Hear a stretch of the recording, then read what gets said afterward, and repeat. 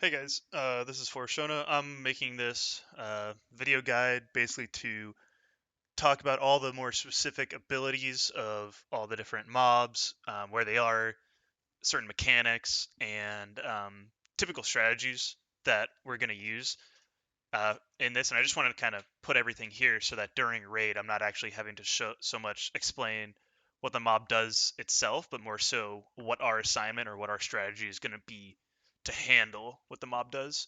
So, while this is definitely important for our first, 8 out of 8 BWL clear, it can also be used, hopefully, for future clears, for future newer people to the raid.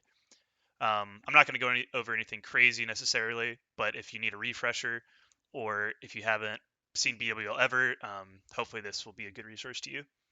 There's 8 bosses in BWL, so this first boss is Razorgore.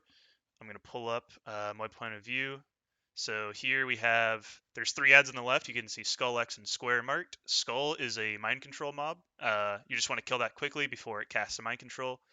And there's an orb that you can see, and there's 30 eggs. So what we're going to do is we're going to kill the 3 ads first, and as soon as we pull, one person is going to click on the orb, and they're going to mind control the boss over on the right. You can kind of see, yeah, Dracasath is back there. Or sorry, Razorgore is back there. Basically, you just bring the boss around, destroying the eggs. You got to use a pet bar, so if you ever do end up being the person that's mind controlling, make sure you have your pet frame and your pet bar enabled. The only way to dismiss the guy is with the the pet unit frame enabled. Whenever you click the orb, he will give you a 60-second debuff that doesn't let you click the orb again, but it's a 90-second cast. So as long as you don't mess it up, you can solo, all the ads or all the eggs. As we're about to see in a couple of seconds from DBM timer, ads are about to start spawning throughout the room. So we have groups set up into 4 corners. We have a tank per corner. We have melee, and then the ranged and healers are just kind of spread out randomly in the middle. Mages, legionnaires, and dragon spawns are going to spawn. As you can see, the mage dies very quickly. They're very low HP. They do the most damage, so you just definitely want to focus them first. And then the legionnaires, they're just like an orc mob. They'll just cleave. They're not a big deal. And the last thing is these dragon spawns. The only really big issue with these dragon spawns is, as you can see, they don't really respect correct threat mechanics. What they'll do is they'll fixate onto either the boss or the orb, whichever one's closer, and they'll run to that until, yeah, so here, 2 legionnaires, you just taunt them, they cleave, I think. That's not really a big deal. Yeah, there's a cleave. So the dragon spawns, they run to either the orb or the boss, and then they'll turn around and attack whatever's closest to you, and then you can, or whatever's highest threat, and then that's when you can taunt it. So tanks, just follow with them and just put some heroic strikes, put some bloodthirst into them, and then you can just pull it back to your corner. I'm gonna skip ahead a little bit here. You do that for 30 eggs, and then when you get to the last egg, you give control over to the tank, because when you actually kill the last egg, the controller gets like 400,000 threat. So the main tank is never going to lose threat. The issue is that this greatly skews how the threat meter, looks like, because it's all relative, right? So if I have 400,000 threat and Dell has 1%, I mean it's gonna if he has 10,000 threat, that sounds like a lot, but it looks weird on a threat meter. So the issue that we've had in the past is people, yeah. So here I'm taking over control. I'm going to kill the last egg. People are condensing into the middle. The humanoids. I'm gonna stop this real quick. Actually, the humanoids and the mages and the legionnaires, they will run away, but the dragon spawns will not run away when the last egg is done. So you can just start fearing things and bring it into the middle, and then off tanks can pick up the dragon spawns and just stack it and cleave it. It's not a big deal. The big issue is, so this Razorgore boss, melee will want to FAP because he does an AoE stun. You can see I have my FAP up here. He also does a frontal cleave. He does a frontal fireball volley, and he does a frontal conflagrate, just like General Dracasath. Except the only difference is that it's not top threat. He casts the conflagrate on in the direction of the top threat, but it is a frontal cone. So I think we saw that in yesterday's raid. If the other tank or if any melee are too close, if they're uh, in front of the boss technically or too close to the side, they will also get conflagged, and then threat drops to the next whoever is the highest threat that is not currently conflagged. So the off tank needs to make sure that they're kind of in a triangle formation, which I think we'll see here. Hopefully this VOD is a good one. So you can see I pick them up. I have 450,000 threat. So it's going to be really hard to see. See, it's a 0%, so it's hard to see, but we're kind of in a triangle formation. I get conflagged. It immediately goes to Del because he doesn't get conflagged. They just heal me. It doesn't do that much damage, and we're fine. As soon as I break it, it comes back. And see, I got stunned. My FAP ran out. This is kind of bad. I'm turned around. But that's the fight. It's super easy. DPS is not an issue. The ending is super quick. So just hit escape. Give Del a good threat lead until you can see that second tank has some actual aggro, and then you can get going. The next room right here that we're prepping for is Vael's room. So there's going to be some goblins, some goblin technicians, I think is their official name. They just melee and they throw dynamite. So they dynamite. It's just like a grenade, so it's thrown behind you. So as long as you just kite around it and move and always just constantly moving, you will avoid damage. It's fire damage. It's not. Yeah, here it is. I do not believe it is. I don't think you can resist it partially. So FR is, I believe, useless. I don't think you can resist it at all. So yeah. And then this boss, Vael straws. So everyone gets infinite rage, infinite mana, infinite energy for this boss. He starts at 30%. It's really just a threat fight. You just gotta respect the threat pretty much. So I'll talk to him like this so that he's turned around so that he can't parry my first Bloodthirst. I'll use a Mighty Rage Potion and Blood Rage and Death Wish and Flask Set to get more threat. You want to make sure melee is doing a good job standing back here. He will immediately attack the person that's closest to it. So you want to make sure that the tank is closest, and then you guys can come in when it's set up. You definitely want to be careful. He's a dragon, so he does a cleave, which connects. Actually, the cleave can chain, so it's really bad if you cleave the chain. So don't do that. He also does a flame breath, so just another reason not to stay in the front. And then, again, it's a dragon. It's a real dragon, so they also do a tail swipe, which will knock you back. So it's a bigger hitbox, or it's a more finicky hitbox than Onyxia. You have to make sure that you are actually closer towards the center. You can also see these priests are putting out a ton of powered shields on all their groups. You definitely want to pre-GFPP and then use another GFPP. It's just fire damage. Our healing has been super clean on this fight. Our damage is great, so we're not having any issues with that. So we'll see. So the fight starts in 5 seconds. There's an RP timer, so you can plan your bubbles around that and your cooldowns. I have all this stuff. So I'm just spamming Bloodthirst and Heroic Strike. You can see I'm getting just a full bar of rage every second. That's what this debuff is. It's a 3-minute debuff. So this is a stacking flame dot debuff. So this is another reason why, flame breath. So that's why I wear FR. 15 seconds in the fight, right there, we get burning adrenaline. It goes on to only mana users. If there's no mana users, then it'll choose like a melee. But it's only mana users. It targets them. It turns around. That's why we put melee over here so that they can. Also, if they pull threat, it kills them. Probably not the healers, but also because they don't parry on this turn. BA, it's a 20-second debuff. It lowers your max HP by 5% each second. It gives you instant cast abilities, and it increases your damage by 100%. So what you want to do, and you'll watch Skull, he gets BA, he starts moving, he runs over until he's away from everyone in case he DCs, and then boom, instant Hearthstone. Once he hearths, who was that? Macaroni. He hearths, and the debuff is gone. When you leave a raid, the debuffs disappear. They clean out. So that's how we avoid dying to the quote unquote 100% death Vael. So he does that at 15-second intervals. So he'll do another one at 30 seconds. Yep. So there's the 30-second one. And then at 45 seconds, he does it on the current tank. So top threat, which would be me, and a third mana user. Again, because of our damage, we're not really scared of this. But if we were, we would have to have a second tank and you'd stay below. But I mean, even people are pumping and they're still staying below Del. So if that happened, then Del would just come stand on me. And he would prepare to, once I hearth, it would go to him, the second threat. It looks like an easy fight because we're so prepared and we're respecting the fight so much. But when you're having infinite rage and infinite energy, it's really easy to pull thread at the beginning. So I think here I get pretty I get pretty lucky with crits and everything, and I don't get. But if I get like a Bloodthirst parry, a Bloodthirst or a Heroic Strike parry, a Bloodthirst parry, I mean that's pretty much zero raid or zero threat. So definitely want to stay out a little bit. Let's see what happens.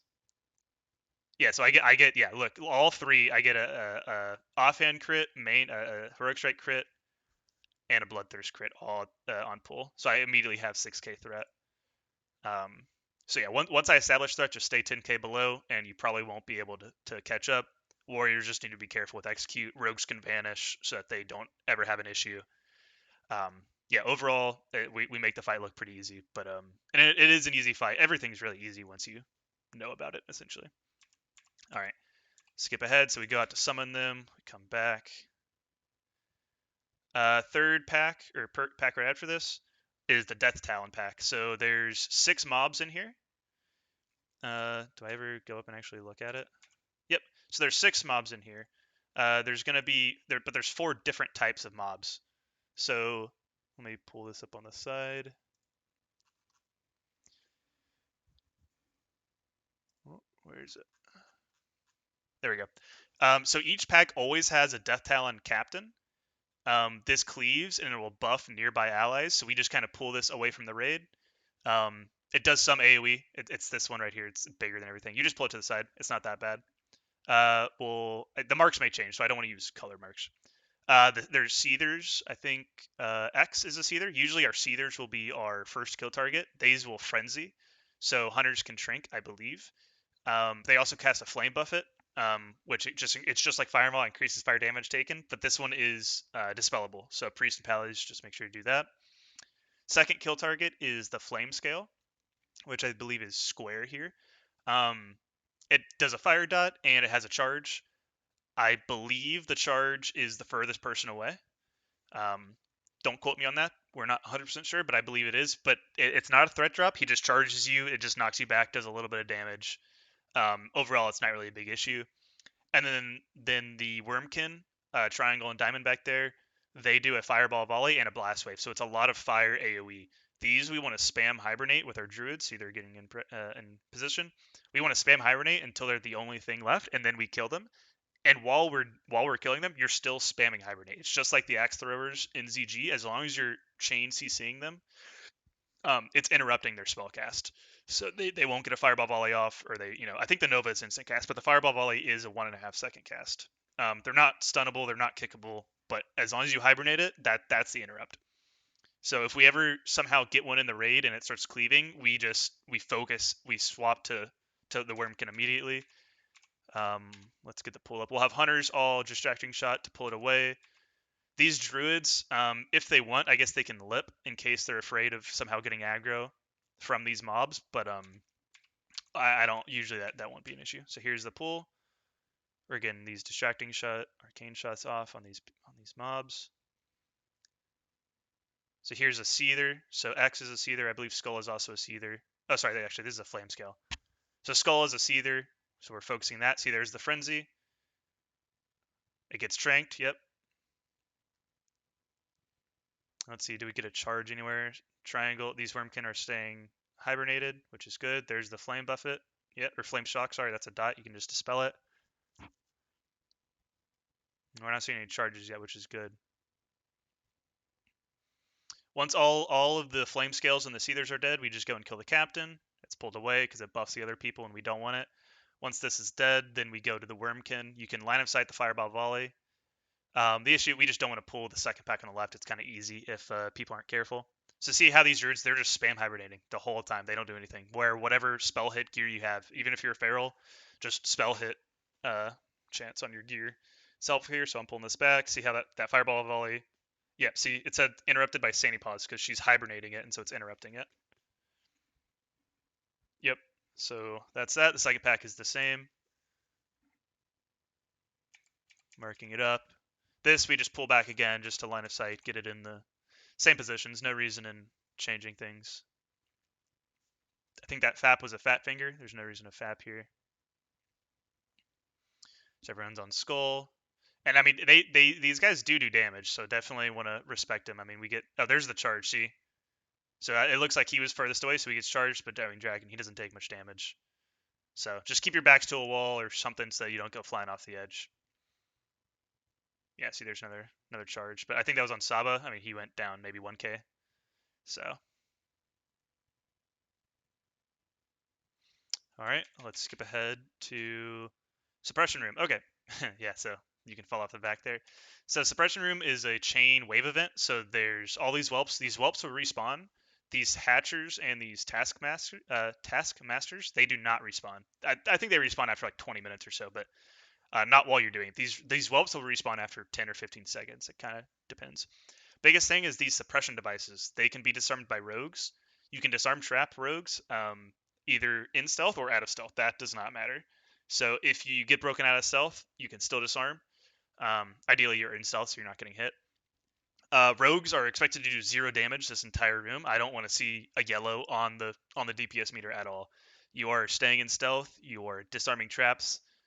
This trap will slow you, and it will slow attack speed and movement speed and casting speed. It's bad all around. So we want to keep these down. These hatchers, they do a flame AOE that stacks, and it's not too bad if we just kill one and reset. If we get 2 or 3, that's when it gets really bad. You definitely want to separate them. It is only in melee range, so ranged healers, casters, whoever should never get hit by it. And melee, if you start getting low or start getting high stacks, you can just run out and reset, and it's not an issue. So if we pull up, I don't want to go too far ahead. Yeah, so you see how we're kind of moving together. This is a bad stack, honestly. We can definitely be better. But we're just trying to move together, move at the same time. See how slow Asubi is moving? That's how slow the suppression device effect is. So we really don't want to get it. So we're picking up these whelps. We're trying to keep them on tanks. See how the warrior is spamming demo roar to get AoE threat. So this hatcher, I'll get a debuff up here in a second. So this debuff will start stacking and it starts doing fire damage.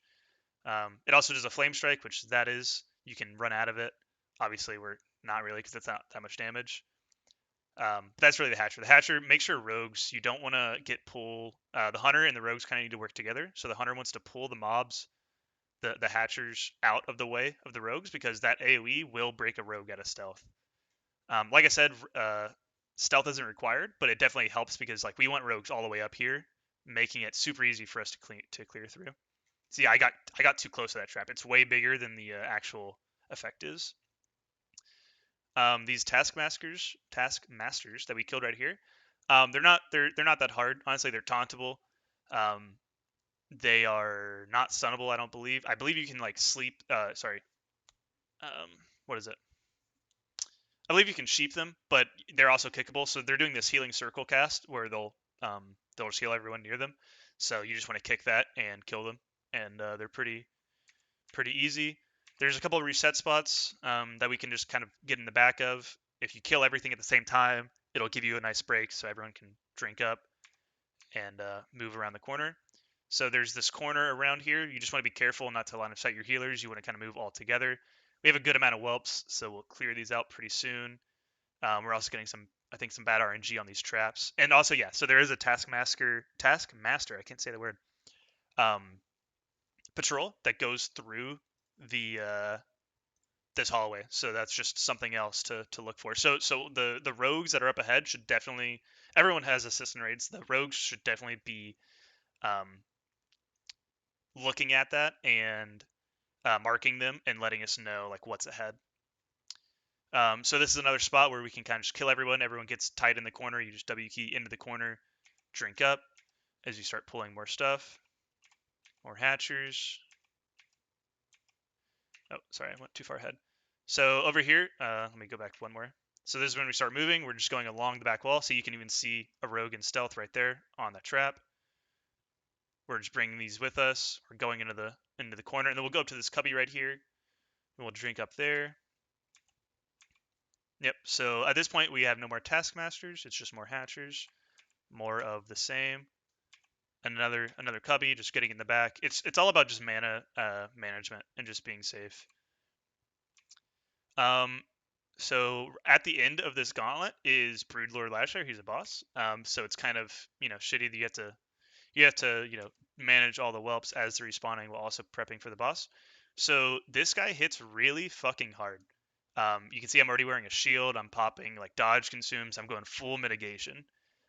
He has a couple. He's the hardest hitting boss we will see for a long time. Um, some of the big things include a Mortal Strike, so it'll reduce your healing by 50%. This Mortal Strike has a chance to crit. It can deal a lot of damage, and the timer, it's not like on its own. He can combo it with a Blast Wave and with a melee, and it can one shot you. So the boss is not tauntable, so you want to stay below the top 3 tanks. We're going to tank him in this corner over here. When he knocks you back, he has a Blast Wave that's a knockback, and that's just an AoE fire damage. So melee and everyone can GFPP. But he also has a top threat knockback as well. And this drops your threat, I believe, in half, maybe even more. So it's going to go to the next highest threat, which we want to be one of the other 2 tanks. And then that third tank wants to start building back up again so that they're in the top 3. We never want this boss to look, even look at a DPS. A Fury Warrior will most likely get one shot. So if you're up in threat, the lip, ask for a bop, just Petri, whatever you do, just do not get hit by this boss. There's also a trap on either side, so we'll have a rogue assigned to the melee trap and so there's a trap right here. These whelps, we can pull this before the pull, and we can hold them and kill them as we move in. And I believe rogues can also stealth if they're careful. They can stealth up and get the trap before we move in. When we do this though, it is kind of dangerous. I will admit. I have seen rogues break out here. So once that rogue moves up to get this melee trap, we will at that point we should definitely be ready to go. The rogue should be ready to Petri if they do break out. And once the boss is pulled, we gotta go. So there's lots of times, lots of raids I've been in. You've seen the someone accidentally butt pulls because even peeking out right here, you can butt pull. So we're very careful. We're hugging the wall. We're hugging the wall. I'm looking at him the whole time because I'm scared that if someone pulls, we gotta go. There's no, you can't just get out. So we're just sitting in this corner. We're gonna drink up. I have, lay on hands ready. All this stuff is ready. So see, these rogues are doing a good job. They're all in stealth. They're waiting. Okay. So we have a pull timer. So see, these rogues are gonna go in. They're gonna grab that. They're gonna grab this one.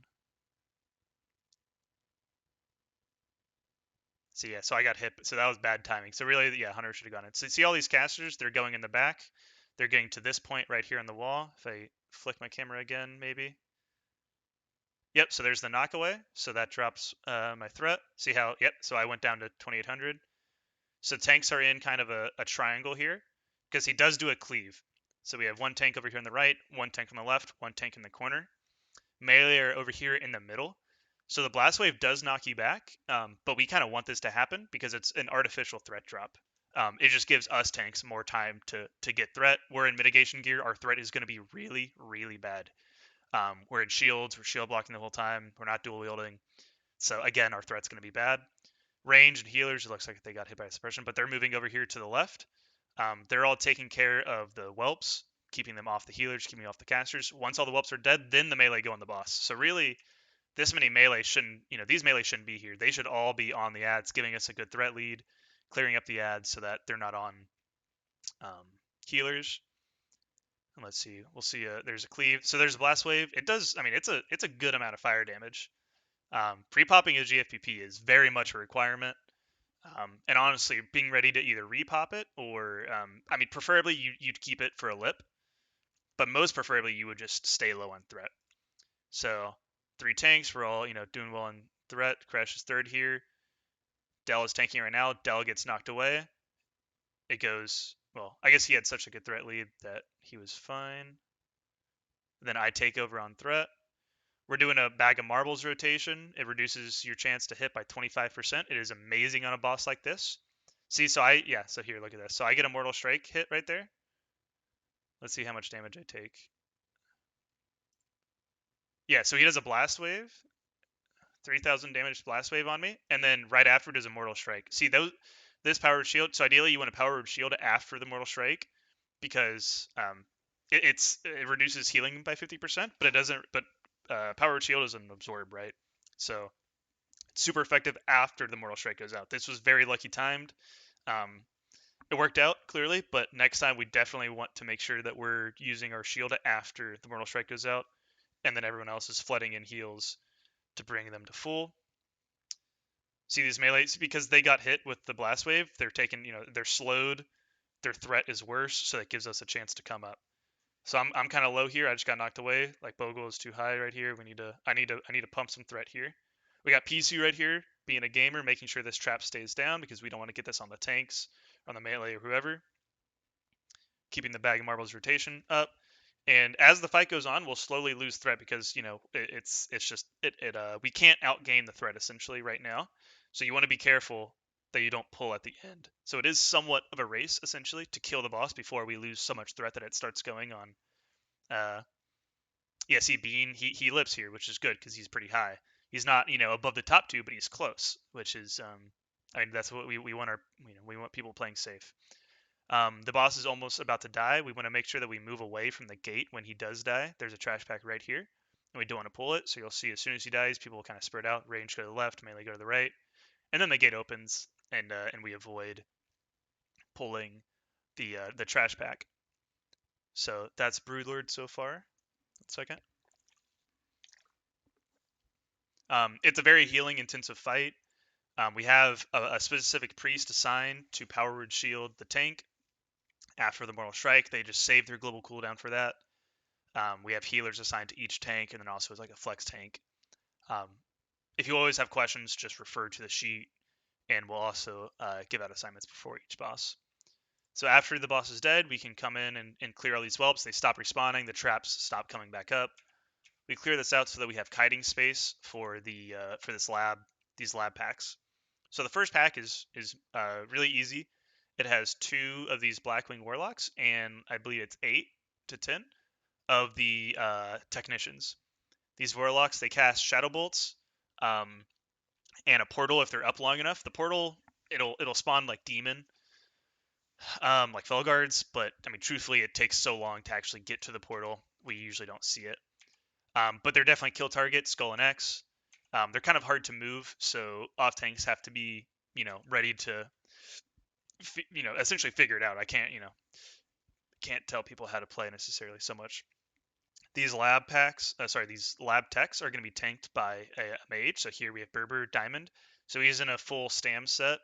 Like I said, you can't resist the fire damage, or you can't partially resist. So wearing a ton of FR, at least to my knowledge currently, is useless. So you just want to wear max stam. And what he's going to do is we're going to pull Skull and X with Hunters, and he's going to get in there and start AoEing and just get threat on all of them. So he's going to have Salve off. He has the Titans on.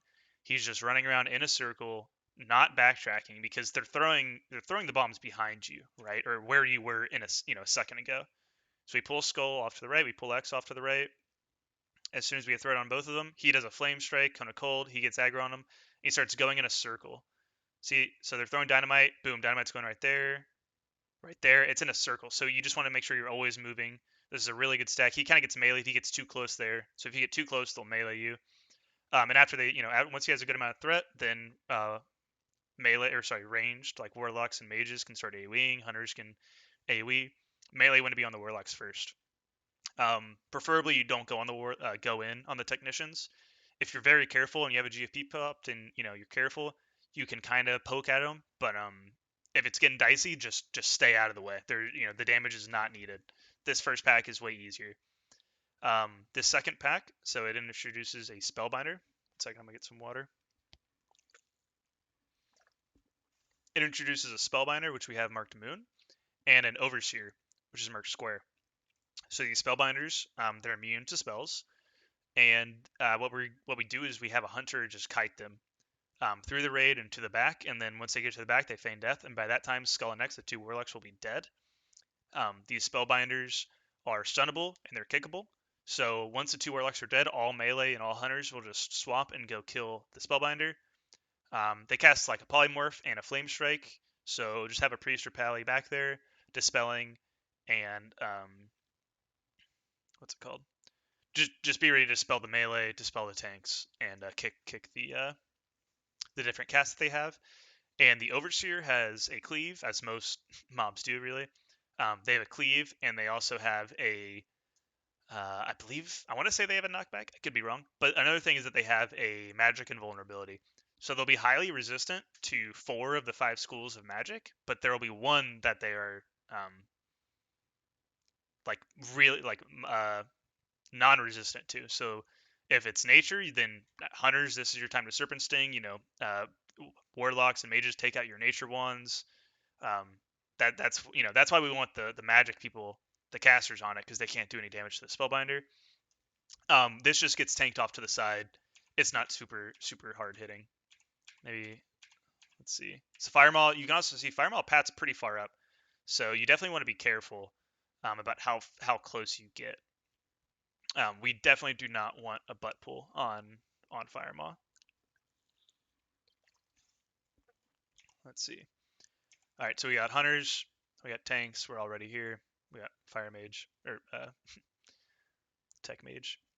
Another thing, also, you always want to have your mobs pre-selected, because I mean, like, look at this, like, it's kind of hard to see where your mob is.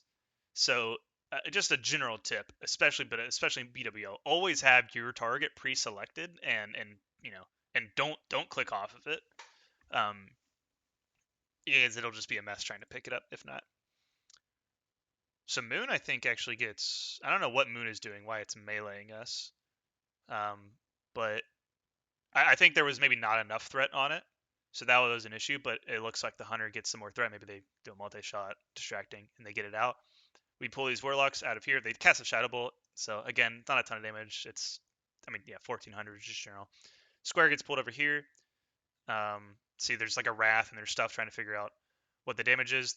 This rain of fire, these warlocks cast rain of fire, so just move out of it. It does do a good amount of damage, so you definitely want to avoid it. See all these mages, they're killing the tech pack, and Moon is back here. We got a warrior, or sorry, a feral druid ready to pick it up. This flame strike, I'm just standing in it like a dummy, but you definitely want to avoid it. It's kickable, as you can see from right there, and we just kill it. Let's see if it casts any polymorph. Doesn't look like it. Okay, so that's those packs, and then so that was 2. There's, let's see, I have another VOD ready. What do I want? Okay, so let's skip ahead.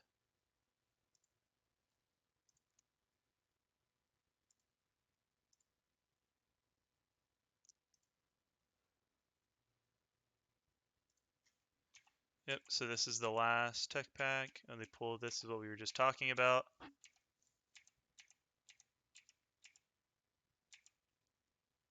Okay, well, turn the screen around again. So this pack right here, so these 3 overseers, that's basically just 3 of the small guys that we have. We have 1 of them in each pack. So this has 3. So again, they cleave, so we're just going to separate them off, face them away from the melee. This big guy, fucks, I'm not going to lie. He does a lot of damage, and he has different abilities that he can do. He's just like the other one. All these Draconids, they're all spell vulnerability to different mob types. So this Death Town Wormguard, the big guy, all tanks will want to fap here.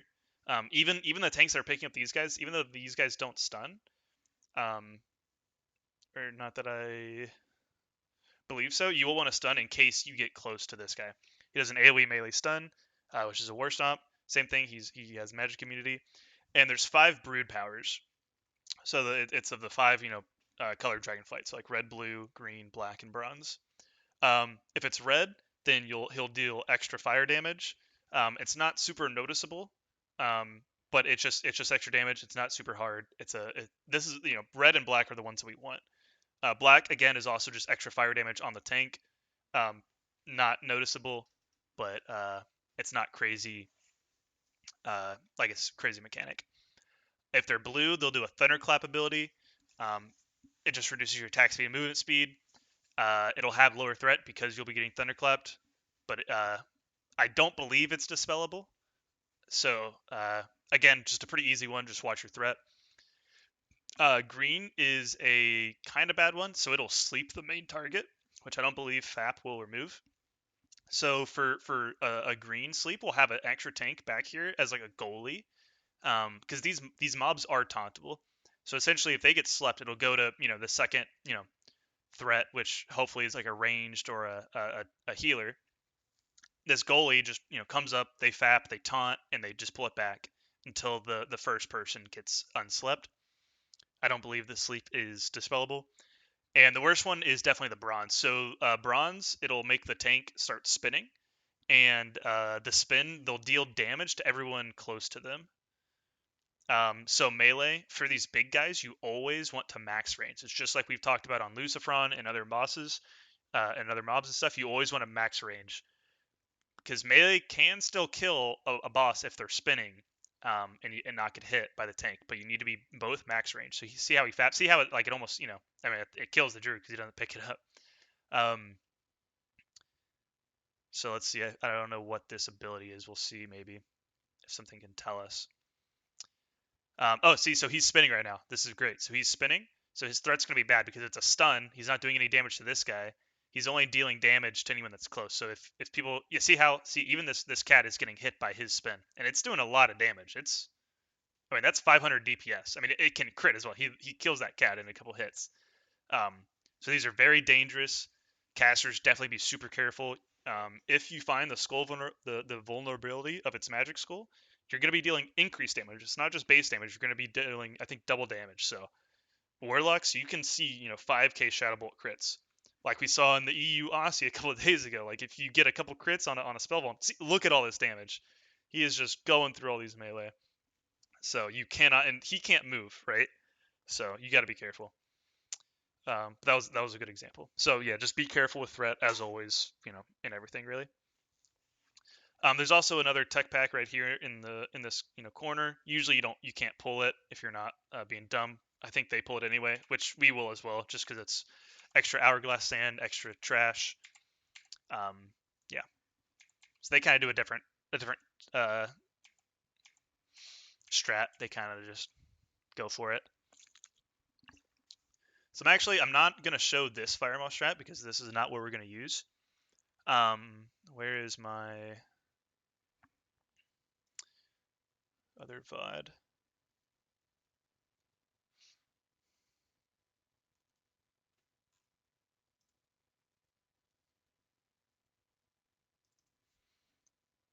Is this it? Okay.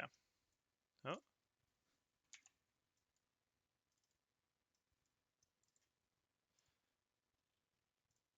Going through here. Okay. So. Okay. So Firemaw. It's this dragon. This is the first boss where everyone has to wear an Onyxia scale cloak. He does a Shadow Flame ability. If you get hit by the Shadow Flame ability without the cloak, you will die.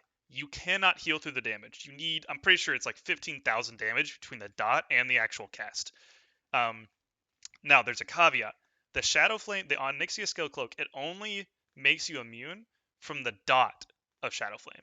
So Shadow Flame has two parts. It deals 4 to 5,000 shadow damage, and it also deals, I think it's like 1,000 damage per tick, and it ticks like 8 times or something instantly.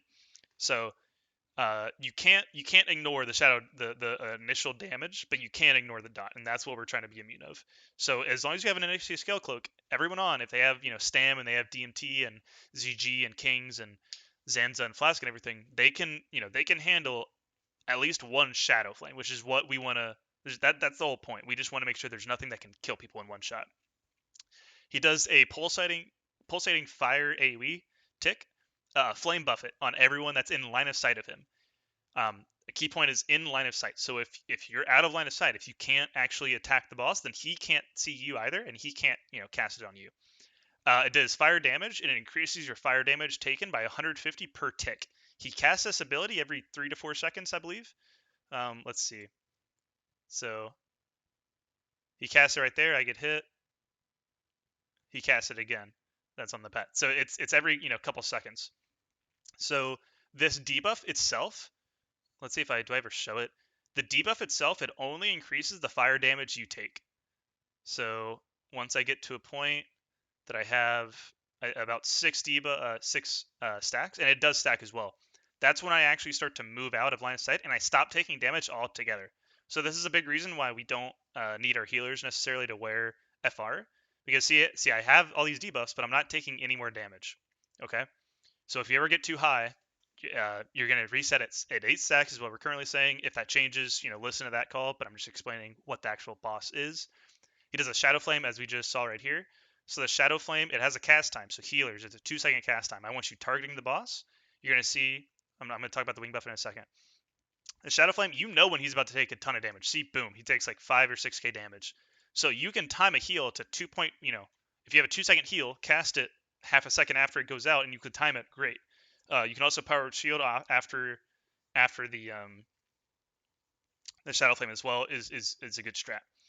The big thing with this boss is the Wing Buffet.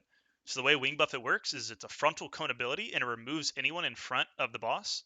It takes your threat down by 50%. The boss is tauntable. The 3 Drakes are all tauntable. So the strat is you have the boss in this corner. So you have healers here. They can heal the range and the melee, and they don't get hit by the Flame Buffet here, so they can just chill there.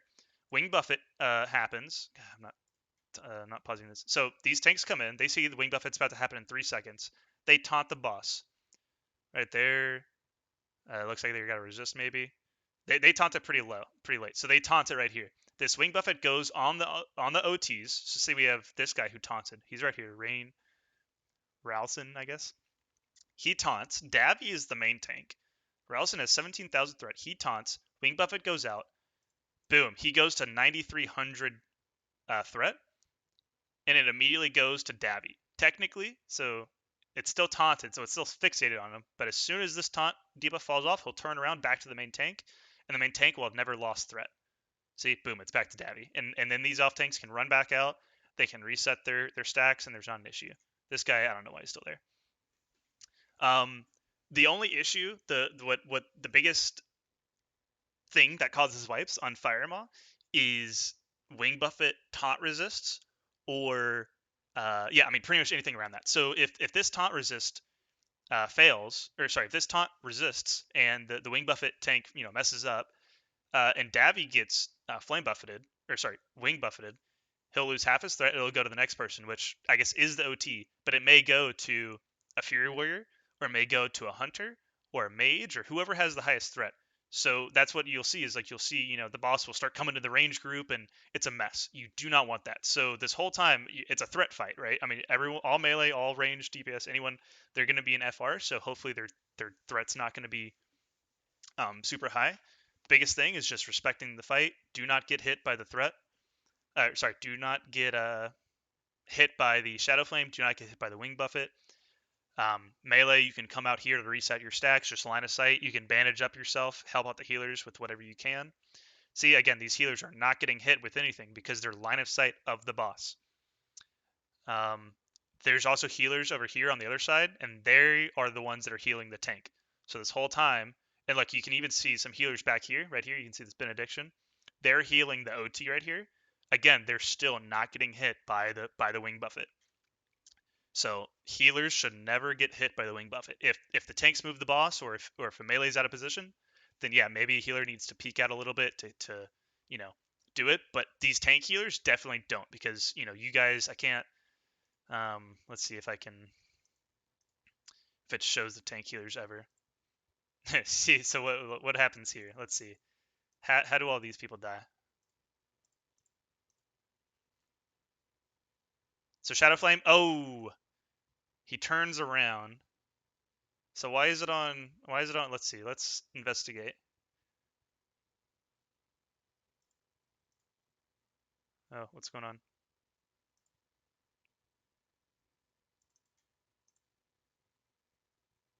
Did I slow-mo my... Well, anyway. Yeah, again, you just leave it up to the tanks. We're going to have both tanks. We're going to come in here, stand right here. We're going to taunt it, face it away. Both of us are going to get wing buffeted. We're going to stay in the spot until we see it target the main tank and the threat meter is correct, and then we're going to run back out. Again, it's a simple fight, but when you mess up, it can lead to a ton of deaths, like we saw.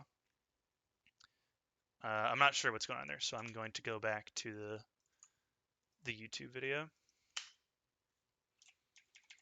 They tank this in a different location. I'm not really a fan of it. Oh, so see right here?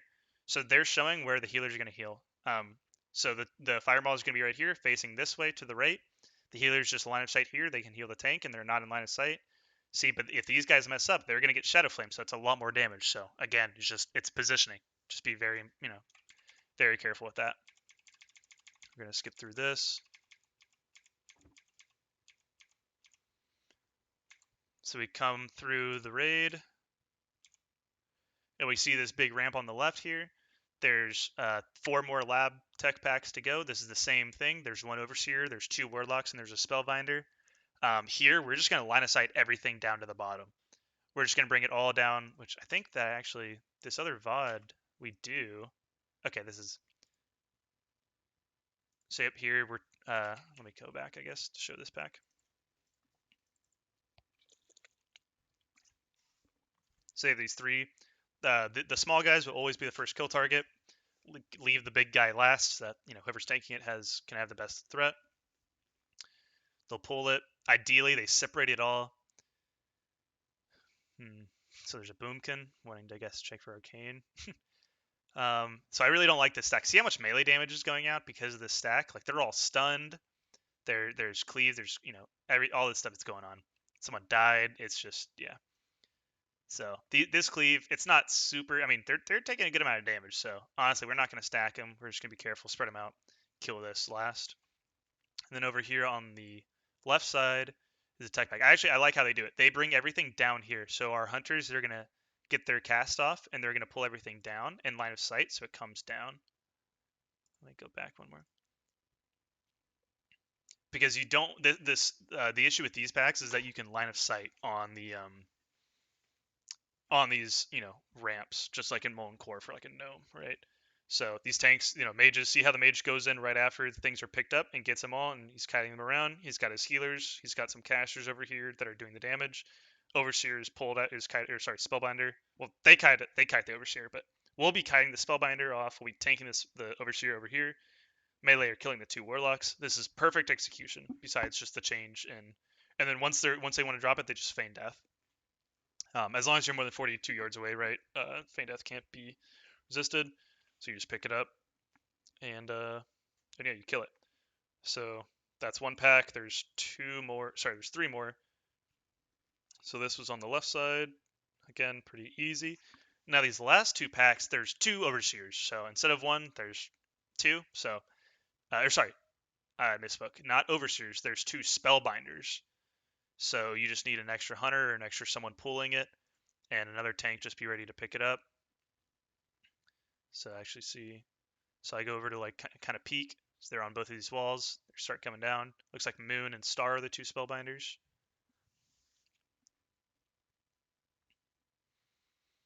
And these Spellbinders, ideally, you want to tank them away from the raid because I don't think it's guaranteed that they sheep the closest target. I think they can sheep anyone that's close to them. So you don't want them sheeping the. It would be really bad if they sheep the goblin tank mage. The tech tank mage. So you want for the mage tank on the goblins, we'll have a priest and a druid. They'll be putting abolish poison because the goblins do a poison. They'll be power word shielding. They'll be instantly dispelling in case they get any dots like that or any sheeps. See this flame strike? They're just not kicking it. So they're taking damage. See, like they're stunnable, they're kickable. Just CC them. Reduce the damage that you're taking. And then we do our last pack. Again, same thing. We just pull it. We're just gonna pull it all the way down here, line of sight. Don't need to fight it up there.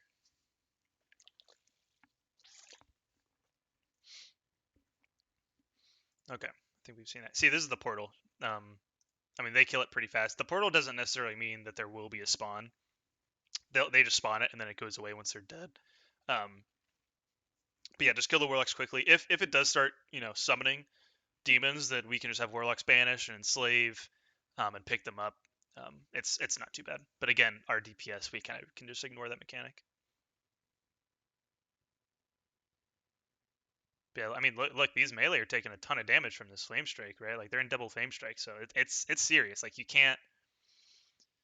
I mean, they're just letting it go off, so it's definitely something you want to avoid.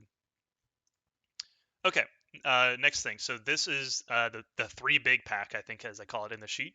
So we just saw one of these in this 3+1, the 3 Overseers and the 1 Worm Guard. Now we have 3 Worm Guard. So what we're going to do is all tanks are going to fap, all melee are going to fap. Once they go in, melee are going to stay out for a while. The tanks are going to pull them to the 3 sides. So Skull is going to come over here to the left. X can stay in the middle. Square can come over here to the right.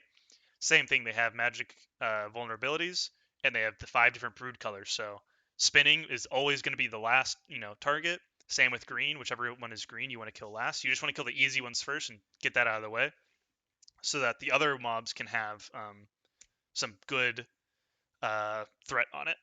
So I don't like how quickly they're going in, because sometimes it may not start spinning until late. Like you may not know what the actual color is. Eventually we find out it's frost, so start getting frost bolts over there. I like this positioning though. And I don't really like how far. So this raid is too far up. See how this bear is playing as a goalie, so they're ready. They're saying, hey, if Skull starts running towards a range because it's a spinner or a sleep, then I need to be ready to pick up the taunt the boss and bring it back to where it was. Hopefully we see that. But all these people, if this mob, oh, see, it happened at the end there. Actually, I think it was turning to the boss, but it doesn't look like we have any up here. Maybe on the second pack we will. But yeah, all these people they're too close. You want to be max range. Give the goalie tank, as we're gonna call it, as much leeway, and yourself as much leeway. excuse me, to bring the mob back to the. See, there it is. Okay, here we go. Perfect. So let me go back. So X dies. I target square. Let's look at the threat on square. So square, this tank, they have a ton of threat, right? They're the tank, but it's also frostful. And these mages have decided, oh, I'm going to kill what I do more damage to and not what is the kill order. So they're really high on threat. So he gets slept. Boom, right there. So there's the sleep. So his threat disappears. He is not. It's like he's leaping essentially. It goes to the second threat, which is a mage. So now this mage is right here. Let's see what happens. Does he get taunted? Oh, okay. So good. So he gets taunted, and actually the mage blinks, which I'm kind of indifferent, honestly, on this blink. Like, it's good to bring it back to the tank, correct? But I mean, you're also getting closer to the mob that can one-shot you. In this scenario, if a mage does this, just lip, Petri, just pally bop him, ice block, whatever. I'm not a super big fan of this, but I mean, a tank should have picked this up already before it even got this far. But they taunt it, they pull it back. These range, they should all be backing up. They shouldn't be this close. They should all be giving it space.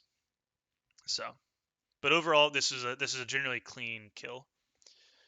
Also on this pack, there's gonna be this little master elementalist guy. This you can mind control with a priest, and he has an ability called Teach Smelt Elementium.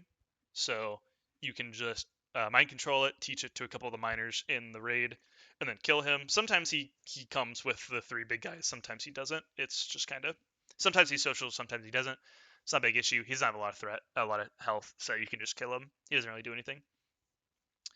All right, so we have these 2 drakes. The last 2 of the 3 drakes. We have Ebonroc first, I believe. Yep, so that's Ebonroc. So our tanks are going to be here in this little corner.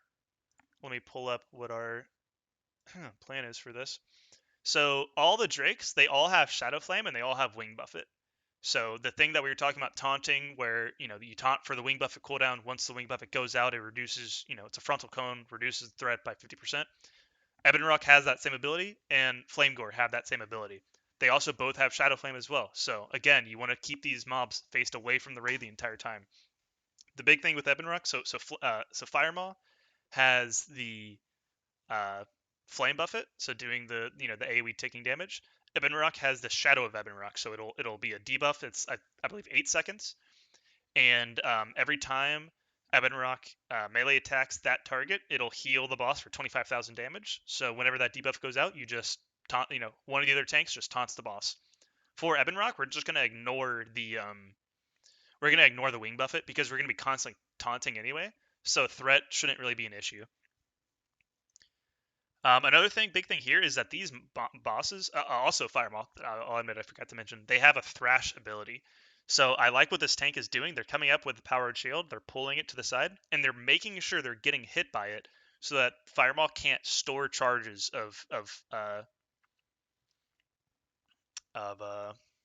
Thrash. I've seen tanks get one shot because a hunter pulls it, it comes all the way down, it stores up a charge of Thrash, it stores up another charge, and Thrash is it's like Iron Foe, it's like 2 extra attacks, and they get like one shot because they get hit 6 times and they can crit and whatever.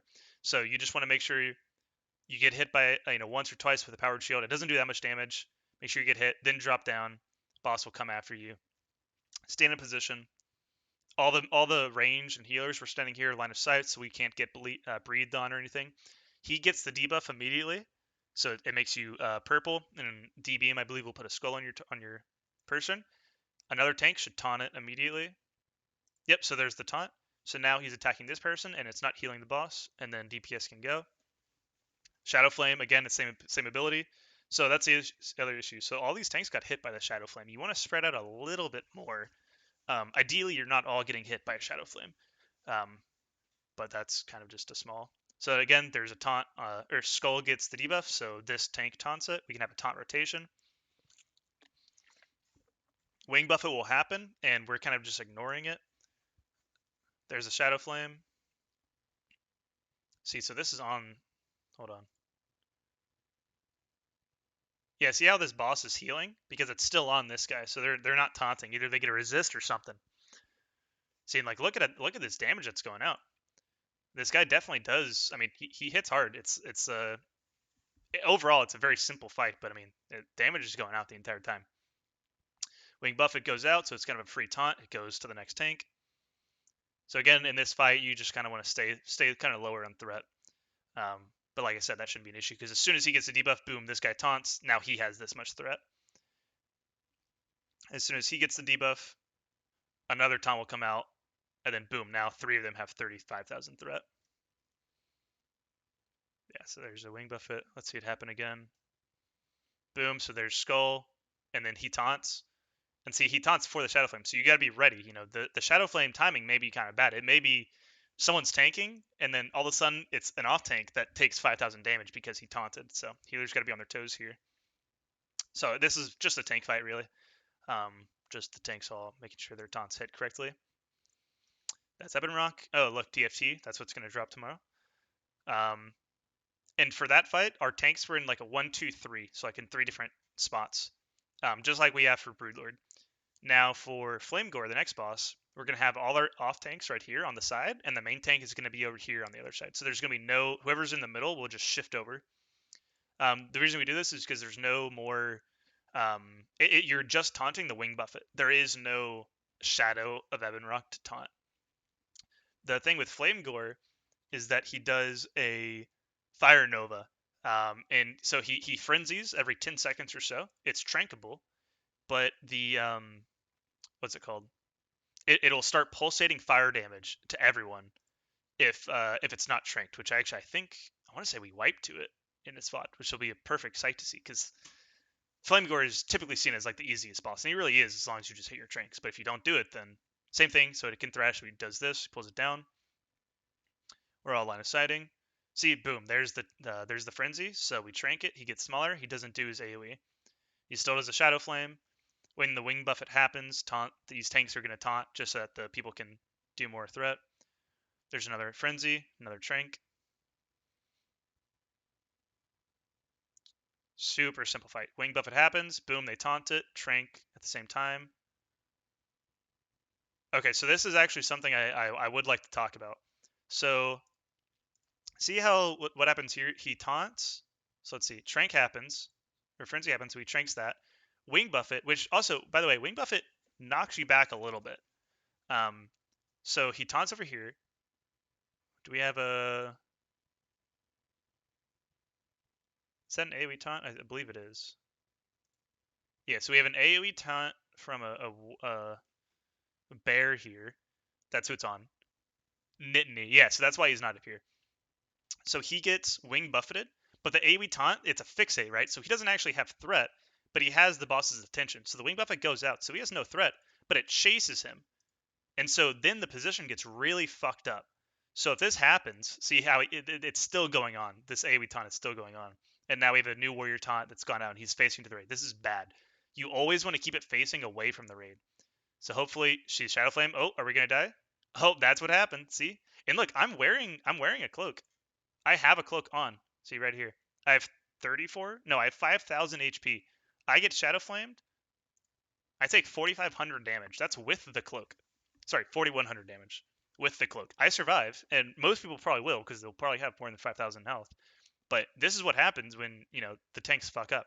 So you want to make sure if you're gonna AoE taunt tanks, if you're gonna AoE taunt, it's a fixate. You need to figure out, okay, if I'm taunting at 3 seconds until the buffet goes out, it's a 6-second fixate.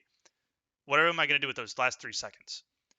You need to make sure that you're still facing the boss away, or this tank should have taunted earlier and faced away. Just bad play all around. And then the frenzy goes out. It looks like a trank does go out, but I mean it's a wipe right here. So I will. Oh, actually, here I want to show what the.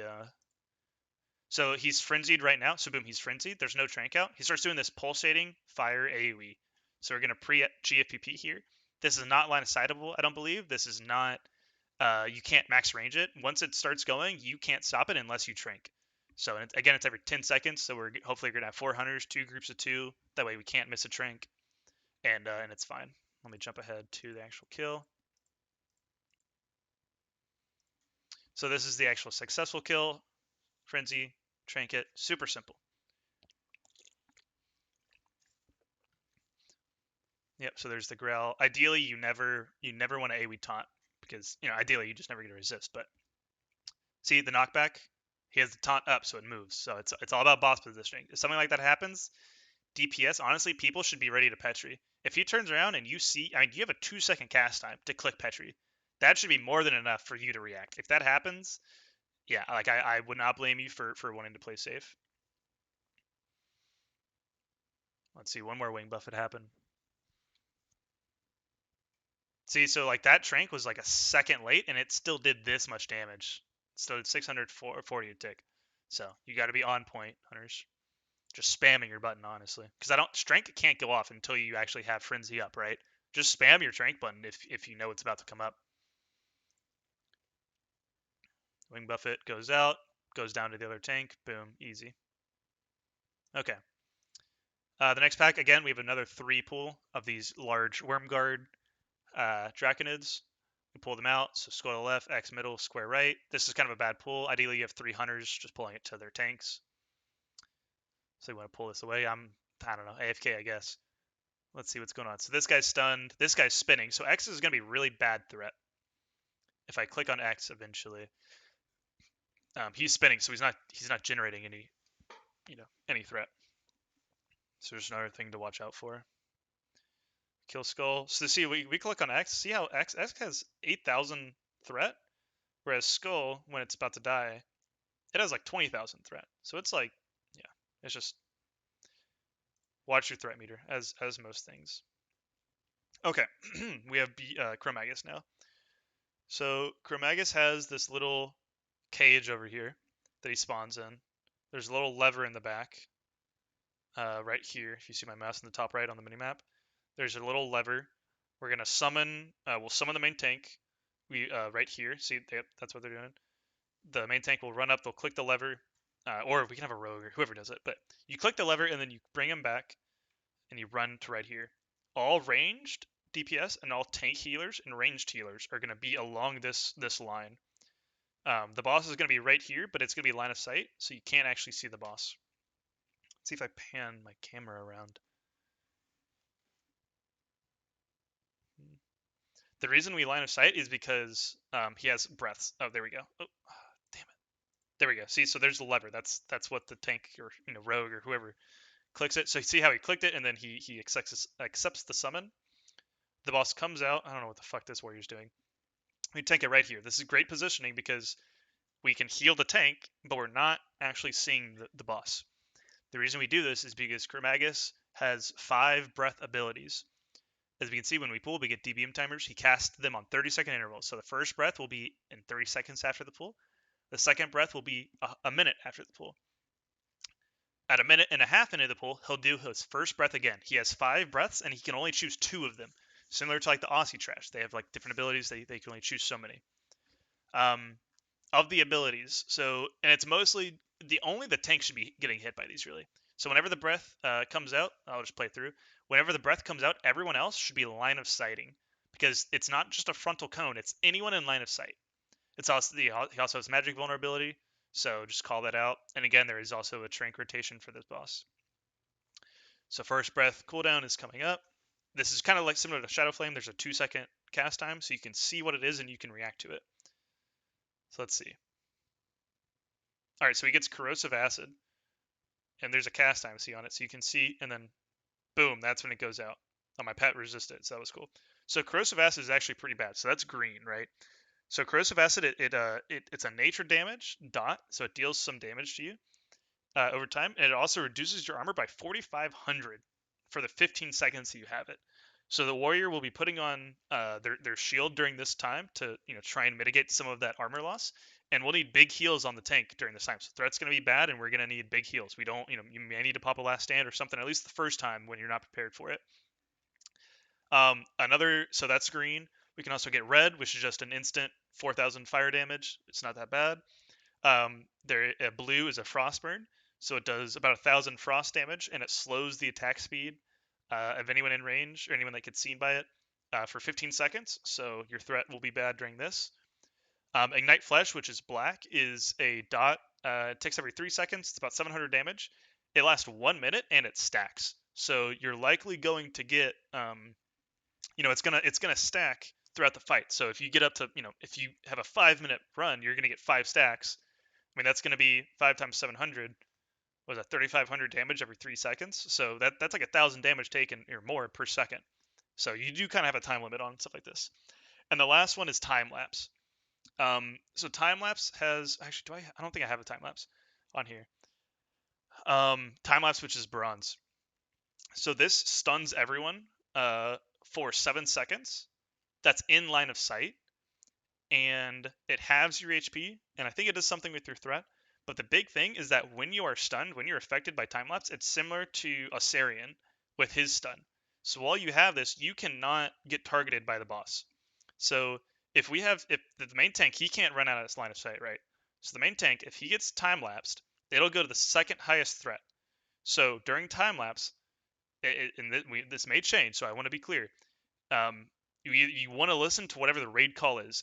If the raid says, "Hey, everyone, make sure you're in line of sight," so that you actually get hit by the time lapse, so that way it goes to the off tank that's over here. That ideally is second in threat, but if everyone gets shown and everyone gets stunned, then it goes to the second tank. But again, this is a resistible debuff. I forget exactly. I think it's Shadow Res maybe. So I've seen a lot of raids they take off Mark of the Wild so that they don't resist it. Because you want to get hit. But I think probably what we're gonna do is you're gonna stay below the top 2 tanks until both breaths are out, until they're both known. So see how like he has a ton of threat because you're hiding for like 10 seconds. So threat usually after the pull is not going to be bad. So we're waiting for the second breath CD. Once we find out that it's not time lapse, the damage can DPS can just start going. They can pass the second tank. But until we know that neither one of them is time lapse, we want to stay below the second tank. Let's see what it is. This is Frostburn, so it's going to do some frost damage and slow them. See, did that guy die? Did he get hit by it? I think this druid dies because he gets hit. This is actually, perfect. Okay, yep, okay. So, this boss has another ability. He puts actually, maybe this one's bronze. But he puts a debuff on you randomly throughout the raid, and I think he can actually do it throughout even when you're not in line of sight. And it will stun you for 4 seconds. It stuns you randomly. What's the actual name of it?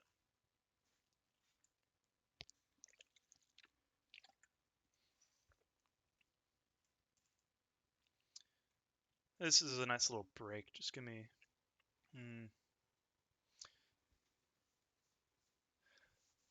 Do I have any sand on this tune that I can check?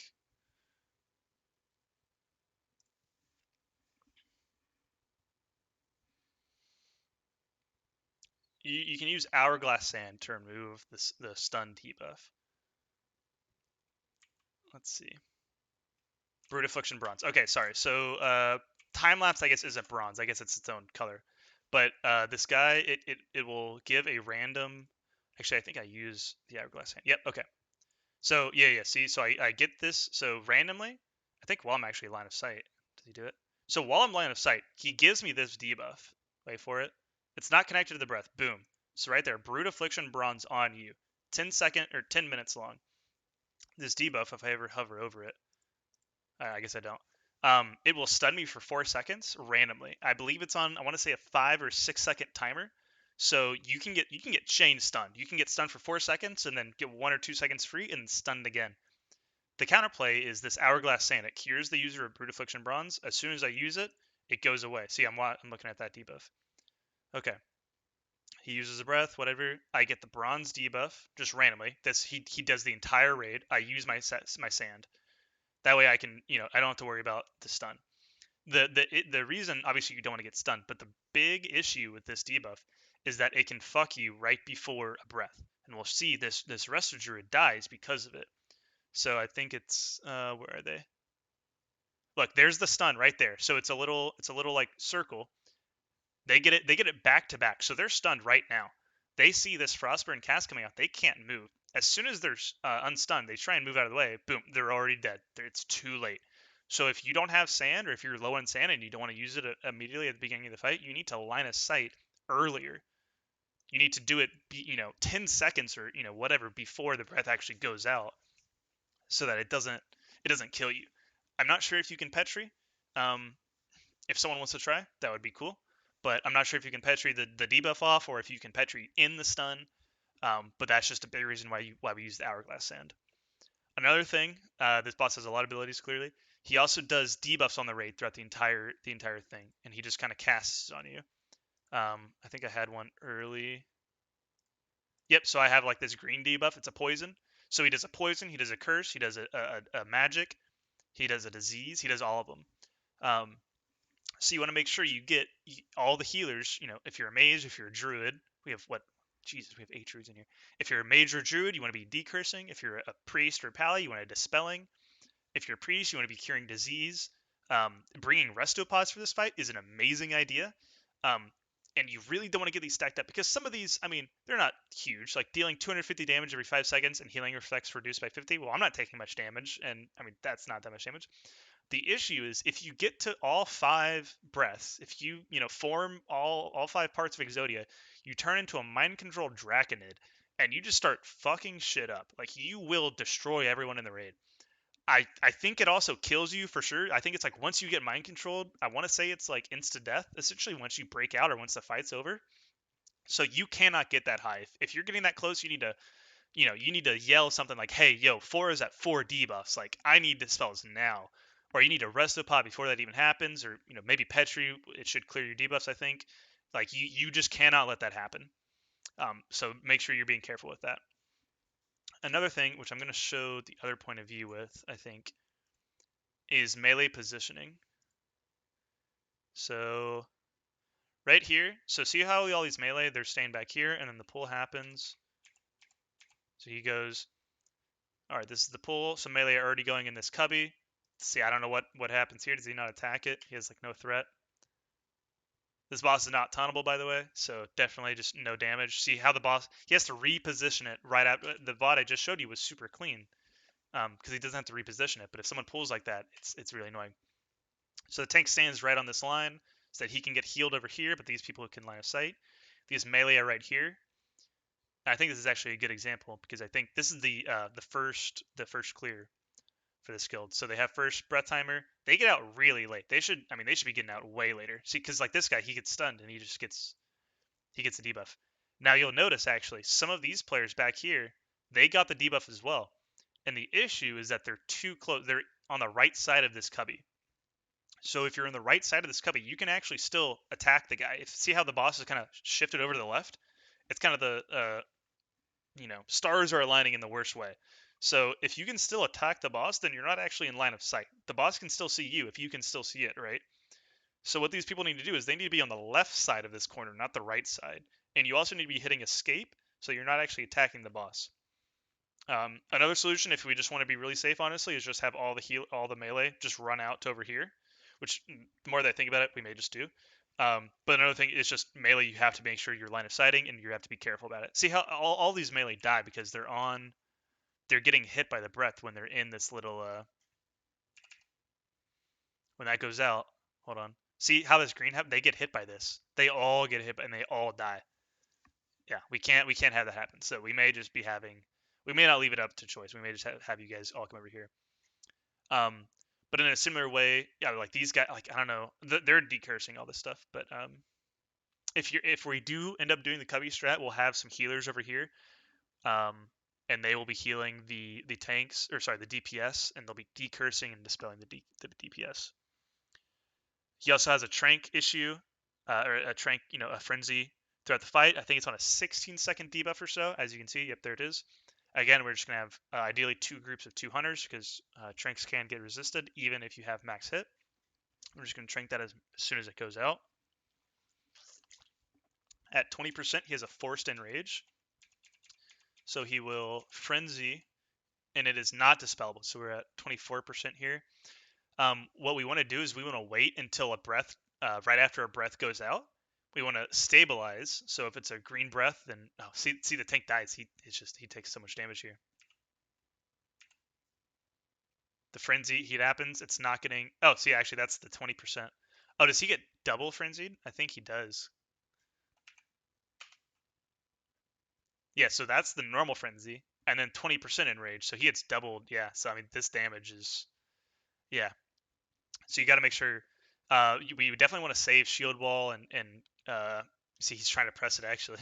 We want to save shield wall. We want to save last stand, everything for the last 20%. We want to save all cooldowns for the last 20% because that's when we want to kill him. We want to get through that phase as quick as possible. Um, this is when anyone that has a sand is going to use it. So if you get the bronze immediately and you only have 1 sand, you want to wait. Keep the sand. Don't use it. Just do the fight while getting stunned at about 25%, then use your sand because again, we want to get through that phase as quick as possible. If we call for stop DPS so that we can better time it around breaths, then just listen to the call and stop DPS. We'll see them kill it.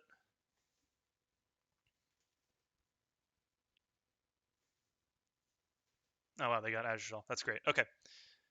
And then last boss is Nefarian. So Nefarian is kind of a complicated fight. There's a lot of moving parts. We have a spreadsheet set up for this, as we do for all things. But if you have questions on the sheet itself, do not be afraid to ask at all. As also on everything in general. But this fight can be summed to 3 phases. So phase 1, you're going to have ads spawning through these 2 different doorways. Are they waiting out the debuff? I think they are. So to start the fight, you talk to the NPC over here. It won't start until you actually talk to him. So there's these 2 gates. You have the south gate and the north gate. Draconids will come out. It's like a wave event. Once you hit 40, so here's the boss. You come talk to Lord Victor and Nefarious. Talk to him, RP. We want traps on these because you can slow them, and they're going to spawn Draconids. There's going to be these small guys, and they're going to be black, blue, red, green, and bronze, I believe. And there's also going to be a chromatic Draconid every 3 spawns, I think. We tank them, pretty much right here, right out. So as soon as they come out of the gate, we don't want to go in the gate. We don't want to line of sight our healers are ranged. Trying to face them away from the melee, they cleave. Get the small guys down, get the big guys down. It should be pretty easy with our DPS. The colors may be resistant to your School of Magics. So blue, I think, is immune to frost. So we can just have mages go to the other side. If this side is blue and the other side is green, then mages can go north, and we can send warlocks down south. I believe, let's see, black deals fire damage, is resistant to shadow and fire, so we'd want mages to be on black and warlocks to go to whatever is not black. Blue is resistant to frost, so we want mages to swap sides. Bronze, I think, slows attack casting speed and attack speed. Green stuns melee, and red fire is a fire dot and resistant to fire. Again, they're kind of a pushover. It's not really a big deal. The chromatics will deal a little bit more damage, but I'm not really worried for this part. Though once we kill, I think it's 42 or 40, something around there, Draconids, phase 2 will start. Although before I get to phase 2, the only other part really of this phase 1 phase, is that Lord Victor Nefarious. He's a Shadow Priest. He'll be teleporting around because apparently he has Blink, and he'll cast Shadow Bolts at people, and he'll mind control people. I want to say I had a mind control happen in this VOD. Let's see.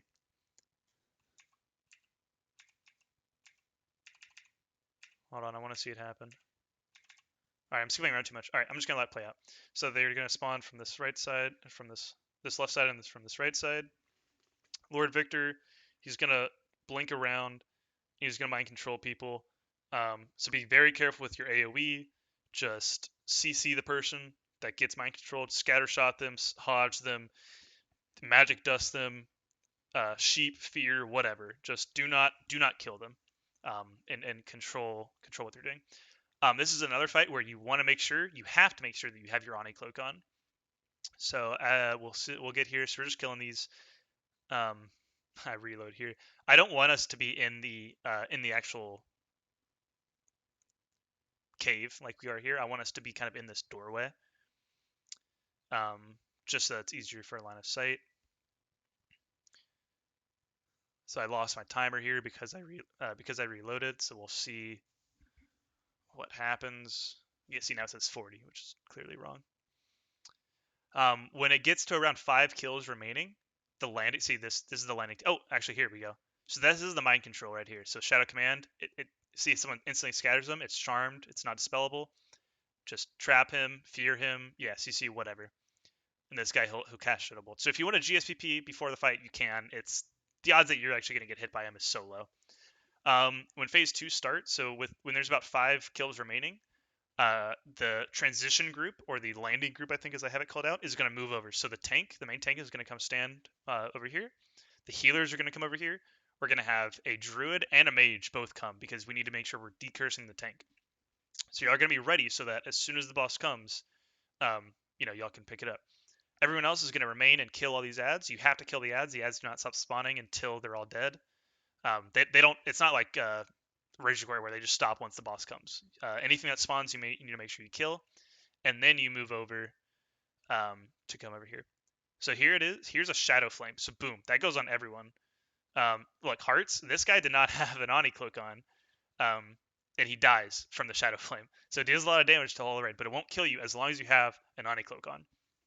I believe Pallies can bubble, or mages can ice block, or you can maybe Petri the Shadow Flame. But again, just put on your cloak, make sure it's on, make sure you item rack or outfitter or whatever macro doesn't unequip it. Just make that part of the fight that much easier. So the tank here is tanking right here. This debuff goes out. That's a 75% reduced healing. So that's like a double mortal strike essentially. So you want to make sure that that's getting decursed immediately. We're going to have a druid and a mage both ready to decurse, so that if the druid call happens, the mage can decurse. If the mage call happens, the druid can decurse. We need a fear ward rotation on the tank and on these 2 decurses. I believe the fear is about every 30 seconds, so 2 fear wards should not be needed. But the flex priests, the other priests that are in the raid that aren't assigned, need to be ready to do that. You can outrange the fear. I believe it's 20 yards. I'm not sure exactly how far our decurse is, but all these people, hopefully he does the fear, and you'll see all the melee get hit. Hold on, I'll talk about that mage call in a second. Do the fear. That's what I want to talk about right now. Shadow Flame, again, this boss Shadow Flames, so powered shield. So here's Belling Roar, boom, the fear goes out. It's all the melee, and in any of the close casters. There's no reason for healers to get hit. There's no reason for ranged DPS to get hit. It should only be melee. Warriors, you should be keeping your Berserker Rage to stay for this. So only rogues really. Rogues and cats should be the only people getting feared. No one else. We can dole out fear words before the fight to the cats and rogues as well. So the big thing with this boss is he does a class call every 30 seconds, and it lasts 30 seconds, so it's the entire time. For mages, and makes everyone a polymorph, like a giraffe or a cow or whatever, and you start sheeping everyone around you as well, uncontrollably. See how I run up because I'm just kind of curious, and I get sheeped? This is dispellable technically, but like, see how it chains, and you're just gonna start sheeping everyone around you. As soon as this happens, I kind of like how they do it, but they should have been faster, and they should have been further away. We're gonna have our mages stand like far back here where these hunters are essentially, and they're just gonna fuck off immediately. This mage call happens. See, they're blinking away. They're trying to get out. I believe you can line of sight either in the throne or in this cubby. But as long as you're in line of sight, you will hit people. I think it's like a 50,000 yard range. So you guys need to, as soon as that goes out, you fuck off. You Petri, I think if you need to, if that removes it's like a hidden debuff essentially. Ice block may remove it as well, but it's just as soon as it happens, I want you guys all on the left side, except the decursing mage, and y'all just get out of the way so that it stops happening. Next one is priest class call, which happens. So priest class call, your debuffs or your heals are corrupted. You actually start hurting. You apply a stacking dot every time when you heal. I believe you can still power word shield and renew. So just start powered shielding pretty much on anyone that you want, or just wand the boss or something. Just do not kill people. Fear ward still works during this class call as well, I believe. So cast that as well. Just we cannot stack up debuffs on the tank. It'll be too much. You can't remove the debuffs. It'll be bad. Warrior call. So warrior call is a berserker. Your forced berserker rage. So that's a ton. So that's 130% increased damage taken as opposed to 80% damage taken. Or 90. I forget. I think I may be confusing threat. But you're taking a ton more damage as the tank when you're in Zerga stance. So immediately, as soon as it happens, you probably want to pop a last stand. Obviously, put on a shield. I mean, if we want to do a bag of marbles to help out the tank, just anything to keep them alive. This is just gonna be the most damage. So all healers pretty much should be focusing on them. You can see how little raid damage there is going out. He has a cleave. The boss has a cleave, but no one really should be getting hit by it. I go in there to look at him. Okay, rogue call. So the rogues all get teleported onto the tank right here. So what we do is we're just gonna flip the boss. Oh fuck. We're gonna rotate the boss 30 degrees, and we're gonna do it. I like how he runs through the boss, but he keeps it kind of on the right so that the tail goes through the raid instead of the breath. Again, it is a dragon. It's a real dragon, so he has a flame breath, the shadow flame, sorry, and he has a tail whip. But we definitely prefer the tail whip to go on people than a shadow flame. So he rotates around. So all these rogues should immediately pop. I think like vanish and evasion, greater stone shield maybe because of the cleave. Honestly, if you just want a Petri, I don't blame you. But healers should be focusing rogues during rogue class call. We're going to flip it. Stage 3 happens at 20%. This is not great. You don't want to, we definitely don't want to do this because now the boss, he's casting Shadow Flame on these ads. What we're going to have is we're going to have mages. We're going to have pallies assigned to bop mages, and the mages are going to come, they're going to split between north and south, and they're going to AoE all these skeletons. While you're in your bop, you won't take any damage, so you can Holy Water, you can, do not Frost Nova, but you can Arcane Explosion, you can Cone of Cold. Just kill these. They should die pretty quick. 2 off tanks will be assigned to either of them, so we'll run up, we'll AoE taunt, we'll have healers. It should be taken care of pretty easily. We don't want to push this during a bad class call. So for example, this is Rogue, the boss is facing here. So if for our strat, like we're going to be killing these mobs here, right? We don't want to be in front of the boss right now. If we get Shadow Flamed while we're killing this, that could be pretty bad. So ideally we get down, similar to Chromaggus, we get down at about 25%, and then we hold there. I'm lagging here. We get down to 25%, and then we wait until we get a good class call. A good class call would be maybe hunters or druids, paladins as well. Anything like that where it's not super bad against the what's going to happen. Let me read out what all the class calls are. So for druid, everyone is just forced into cat form. Most of our druids are ferals anyway, so it doesn't really matter. But our decursing druid is that's when the mage is going to have to make sure they're the only ones that can decurse in the raid. You cannot get out of cat form. Hunters, your ranged weapon will just instantly break. I suggest you either just bring extra ranged weapons or bring a repair bot or bring both, and just put it on after it breaks.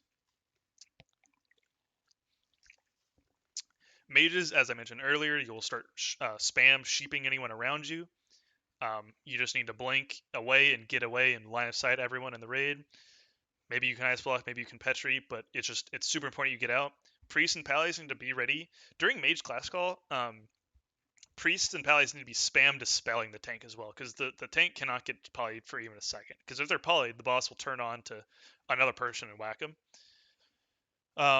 Pally, so for Pally class call, Nefarian bops himself. So during this, we want all Pallies to bubble. So as soon as as Paladin class call goes out, all Pallies, they should hear, hey, Pally class call, they should all hit their bubble button. If they all bubble immediately, then the bop will remove from himself. I'm not totally sure on the logistics of it, but you do not want to bop. We want your bop for the phase 3 for the mages. We want you to bubble. Priest, like I said, your direct heals are actually damaging, and they apply a stacking debuff. So just don't heal, just renew and power word shield. It's in Fear Ward, of course. Rogue, like we mentioned, it teleports all the rogues to the front. So you flip the boss, big heals on the rogues if they need to, pop CDs and Petri, whatever they can. Warlocks, so all the warlocks are going to be stacked up tight. They're going to be all together. For Warlock class call, it's going to spawn two infernal adds per warlock. So if we have 3 warlocks, we're getting 6 adds. These warlocks will stun anyone around them, and they do a fire AoE damage or fire damage AoE. All melee, all DPS just immediately turn around. They kill these adds, they clean it up, then they go to the boss. So as soon as warlock adds come, everyone swamps to the adds. They kill them, they go back to the boss. Should be super clean. We want the warlocks kind of be separated in their own groups, so that once if these infernals do come, they only stun the warlocks. They don't actually stun the healers. Off tanks can just be ready to taunt them, and they should die pretty quick. And then warrior, it forces all warriors into berserker stance. This is just big damage. Be ready to last stand, shield wall, lay on hands tank. We'll probably lay on hands tank pre-pull anyway. Just have the trigger finger ready.